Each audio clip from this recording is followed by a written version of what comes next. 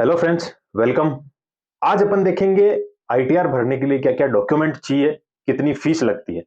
कुछ लोग क्या करते हैं कि ये सब समझते नहीं है कि ये क्या झमेला है आईटीआर का। किसी से भरवा लेते हैं 1000-2000 फीस देके। किसी को भी फीस मत दीजिए। आप फाइनेंशियल मैनेजमेंट आपका अपने हाथ में रखिए।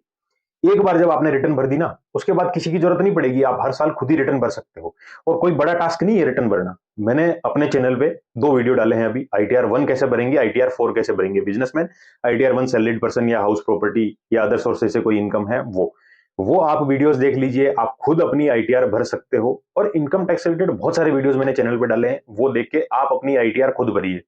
ना तो आपको किसी को फीस देनी पड़ेगी। इनकम टैक्स डिपार्टमेंट कभी भी आईटीआर भरने के रुपए नहीं लेती। आईटीआर भरने की फीस आप जिस पर्सन से भरवा रहे हो वो लेता है। इनकम टैक्स डिपार्टमेंट के पास कुछ नहीं जाता। इसीलिए आप फीस से तो बच सकते हैं। आप खुद फाइनेंशियल मैनेजमेंट अपना देख सकते हैं कि मेरी यहाँ यहाँ इतनी छूटें हुई है। इसीलिए आपको रिटर्न खुद भरनी चाहिए, उन वीडियोस में देख के भरे। आज के इस वीडियो में मैं डिस्कस करूंगा कि डॉक्यूमेंट क्या क्या चाहिए आपको रिटर्न भरने। जब आप बैठोगे उस टाइम पे क्या क्या डॉक्यूमेंट आपके पास होने चाहिए। डॉक्यूमेंट सबसे पहले तो रजिस्टर्ड पैन नंबर होना चाहिए। उस रजिस्टर्ड पैन नंबर से आप लॉगिन करोगे। अगर लॉगिन नहीं हो पा रहे हो, रजिस्टर्ड नहीं है, तो डिस्क्रिप्शन में एक लिंक दिया हुआ वीडियो का कि रजिस्ट्रेशन आप कैसे करोगे। उस रजिस्ट्रेशन करने के बाद ही लॉगिन कर पाओगे, इसलिए वो वीडियो देख लीजिए। लॉगिन करोगे, वहीं एड्रेस वगैरह दे रखा है इनकम टैक्स डिपार्टमेंट से क्रॉसपॉन्ड करने का। यानी आप जब रिटर्न भरते हैं तो आप जो करंट रह रहे हैं वहां का एड्रेस भी डाल सकते हैं आईटीआर भरते टाइम, ताकि आपके कोई नोटिस आए या करस्पॉन्डेंस कोई भी तरह का हो तो आपको उसी एड्रेस पे नोटिस आ जाए या इन्फॉर्मेशन आ जाए। इसीलिए वहां चेंज कर सकते हैं। पैन आधार लिंक होना चाहिए। सबसे बड़ा इशू अभी यही आ रहा है, पैन आधार लिंक नहीं है तो आईटीआर नहीं भर पाओगे। आपके पास वो मोबाइल अपने पास होना चाहिए जिसमें आधार लिंक्ड है, यानी आधार का जो ओटीपी आएगा वो मोबाइल आपके पास होना चाहिए। Bank account statement. Bank account statement इसलिए कि बैंक से जितना भी आपको सेविंग में इंटरेस्ट मिला है सेविंग अकाउंट में, वहां आपको एंटर करना होगा। और ऐसा नहीं है कि आपकी इनकम में जुड़ेगा टैक्स लग जाएगा। आप अगर 10,000 रुपए तक आपको इंटरेस्ट मिलता है बैंक से, तो सेक्शन 80TTA में आपको छूट मिल जाएगी सीनियर सिटीजन के लिए, 80TTB में। इसीलिए आप अपना स्टेटमेंट पास में रखें और उसे एंटर जरूर करें।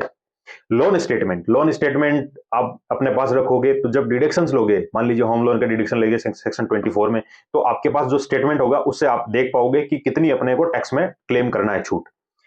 सारे एक्सपेंसेस, एक्सपेंसेस की डिटेल अपने पास रखना है। जैसे एलआईसी हो गया, चिल्ड्रन एजुकेशन अलाउंस हो गया, या कोई भी मेडिकल सर्टिफिकेट वगैरह हो गया, वो सब आप अपने पास रखोगे तो जो सेक्शन 80C में छूट मिलती है 1.5 लाख की, वहां एग्जैक्टली आप एंटर कर पाओगे कि इतना मुझे डिडक्शन क्लेम करना है।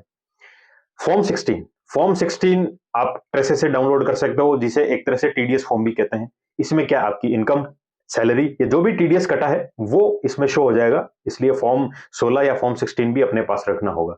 फॉर्म 26 एस, फॉर्म 26 एस आप ई फाइलिंग पोर्टल से डाउनलोड कर सकते हैं। डिस्क्रिप्शन में एक वीडियो का लिंक दिया हुआ है जहां 26 एस कैसे डाउनलोड करेंगे वो देख सकते हैं आप। इसमें आपकी सैलरी एक फाइनेंशियल ईयर में जिस किसी भी सोर्स से इनकम हुई है या टैक्स हुआ है या डिडक्शन कोई भी है, उसका एनुअली स्टेटमेंट आपको फॉर्म 26 एस में मिल जाएगा। इसीलिए रिटर्न भरते टाइम आपको फॉर्म 26 एस भी अपने पास रखना चाहिए।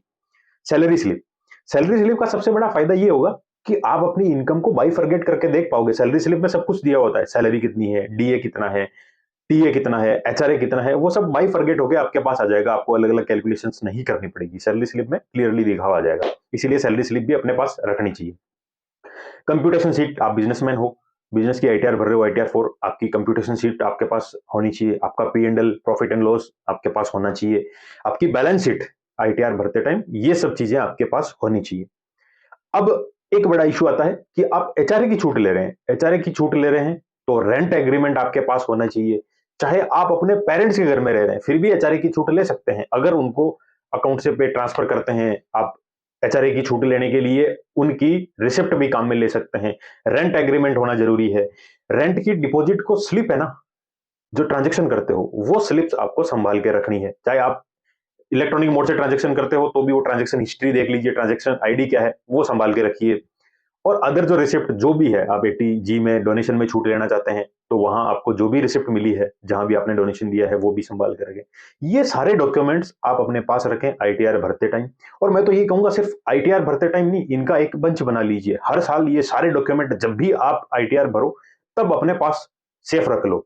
आगे अगर इनकम टैक्स डिपार्टमेंट से कोई करस्पॉन्डेंस या कोई नोटिस भी आ गया तो आप उस साल के बंच में से देख सकते हो कि मैंने यहाँ इतनी छूट ली थी और ये मैंने प्रूफ अपने पास संभाल के रखे हैं। वो प्रूफ आप इनकम टैक्स डिपार्टमेंट को दे सकते हो कि सर ये रहा प्रूफ, इतनी मैंने छूट ली है।